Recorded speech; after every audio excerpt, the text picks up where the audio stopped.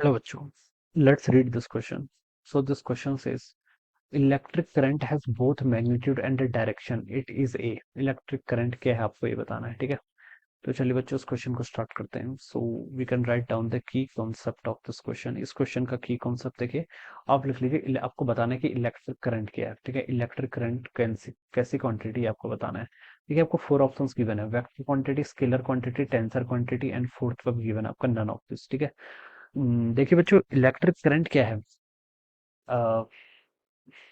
Electric current देखिए आपकी scalar quantity क्या है आपकी।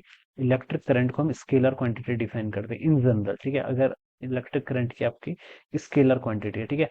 लेकिन अगर हम हायर टेक्स्ट की बात करें, ठीक है, हायर टेक्स्ट मतलब अगर हम हाई लेवल पे जाके बात करें तो इलेक्ट्रिक करंट को हम टेंसर क्वांटिटीज भी बोलते हैं। क्या बोलते हैं? इलेक्ट्रिक करंट टेंसर होती है। देखिए बच्चों पहले तो हमें समझना है कि टेंसर होता क्या है। टेंसर देखिए, टेंसर क्वांटिटी होती है ना, टेंसर क्वांटिटी की क्लासेस होती हैं। एक क्लास आपकी स्केलर होती है, ठीक है। दूसरी क्लास क्या होती है आपकी, वेक्टर होती है, ठीक है। स्केलर और वेक्टर होती है। स्केलर क्या होते हैं आपके, रैंक जीरो टेंसर कहलाते हैं। ये क्या कहलाते हैं आपके, रैंक जीरो टेंसर कहलाते हैं। और जो आपकी वेक्टर क्वांटिटी ये भी आपकी क्या है, टेंसर क्वांटिटी, जिसकी रैंक कितनी होती है, वन होती है, ठीक है।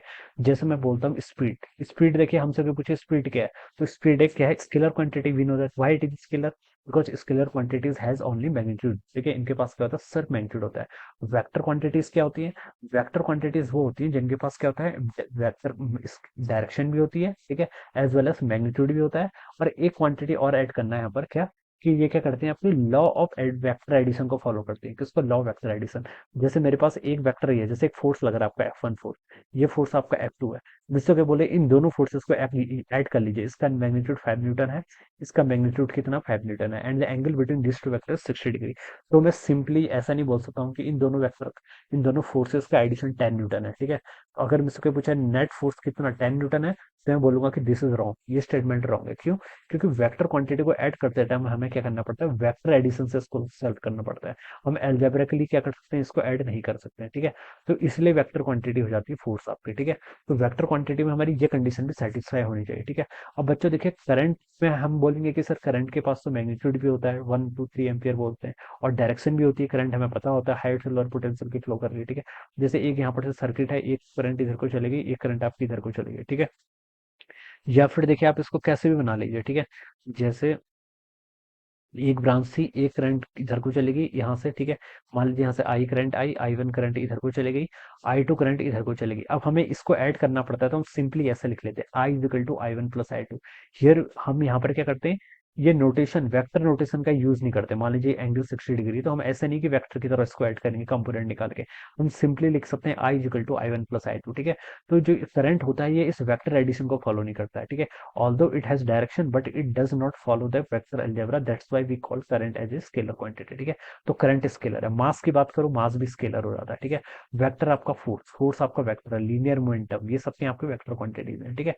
तो बच्चों देखिए, स्केलर क्वांटिटी हो चाहे वेक्टर क्वांटिटी हो, सारी क्वांटिटी आपकी टेंसर के अंदर आती है। टेंसर तो एक बहुत बड़ी क्लास है, ठीक है। टेंसर क्या, बहुत बड़ी क्लास। ये रैंक जीरो है, रैंक वन है, ऐसे रैंक टू आता है, रैंक थ्री आता है, कोवेरिएंट टेंसर आते हैं, कॉन्ट्रा वेरिएंट टेंसर आते हैं, ठीक है। वो इनके अंदर के अलग अलग कैटेगरी है, ठीक है। बट एट दिस लेवल अगर हमसे कोई पूछेगा इलेक्ट्रिक करंट क्या है, तो हम सीधे बोलेंगे कि electric current is a scalar quantity, ठीक है।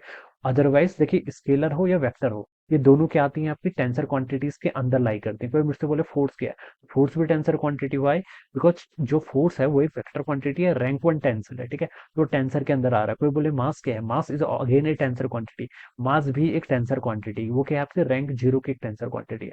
तो उसका राइट ऑप्शन देखिए आपका स्केलर क्वांटिटी भी होना चाहिए और टेंसर क्वांटिटी, दोनों ही इसके यहाँ पर क्या होने चाहिए, करेक्ट आंसर होना चाहिए। वेक्टर क्वांटिटी तो आपका हो नहीं सकता, तो ये तो आपका क्या है, बिल्कुल इनकरेक्ट स्टेटमेंट है, ठीक है।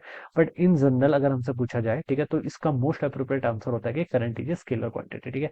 करंट को हम क्या करते हैं, स्केलर क्वांटिटी की तरह क्या करते हैं बच्चों, ट्रीट करते हैं, ठीक है। क्योंकि टेंसर क्वांटिटीज हम अपने पूरे सिलेबस में कहीं क्या स्टडी नहीं करेंगे, ठीक है। टेंसर क्वांटिटी अलग होता है। टेंसर होता क्या है, देखिए अगर इसको इसकी आपको फील लेनी है, तो मोमेंट ऑफ इनर्शिया को हम जैसे टेंसर क्वांटिटी बोल देते हैं, ठीक है। मोमेंट ऑफ इनर्शिया भी क्या है, एक टेंसर क्वांटिटी। क्यों? क्योंकि देखिए मोमेंट ऑफ इनर्शिया अलग अलग एक्सिस के अबाउट आपको अलग अलग वैल्यूज देता है, ठीक है। अगर जैसे कोई ऑब्जेक्ट है, ठीक है, एक एक्सिस के अबाउट उसका मोमेंट, जैसे डिस्क है, डिस्क का मोमेंट ऑफ इनर्शिया अगर हम सेंटर के अबाउट निकालें, about an axis which is passing through centre and perpendicular to the disc, तो उसका मोमेंट ऑफ इनर्शिया कितना आता है, let M be the mass of the disc and R be the radius, तो M R square by 2 के equal आता है। अगर मैं उस एक्सिस को चेंज कर दूंगा तो मोमेंट ऑफ इनर्शिया की वैल्यू क्या हो जाएगी, चेंज हो जाएगी, ठीक है। तो इसलिए हम बोलते हैं जो डिफरेंट डिफरेंट डायरेक्शन से देखने पर, डिफरेंट डिफरेंट ओरिएंटेशन से देखने पर हमें क्या मिलती है, अलग अलग वैल्यूज मिलती हैं, ठीक है। मोमेंट ऑफ इनर्शिया के कंपोनेंट होते हैं, अगर हम इसको आगे इसको कंपोनेंट में डिवाइड करते हैं, आई एक्स एक्स आई एक्स वाई, एक मैट्रिसेस बनती है, ठीक है। वो हायर ऑर्डर की चीज है, ठीक है। तो but still at this level if someone asks us what is an electric current, so we will say that electric current is an scalar quantity, but tensor quantity भी एक है, ठीक है। ये स्टेटमेंट भी इनकरेक्ट नहीं है। तो यहाँ पर से 2 और 3 दोनों ही आपके क्या हो जाएंगे, राइट आंसर हो जाएंगे, ठीक है।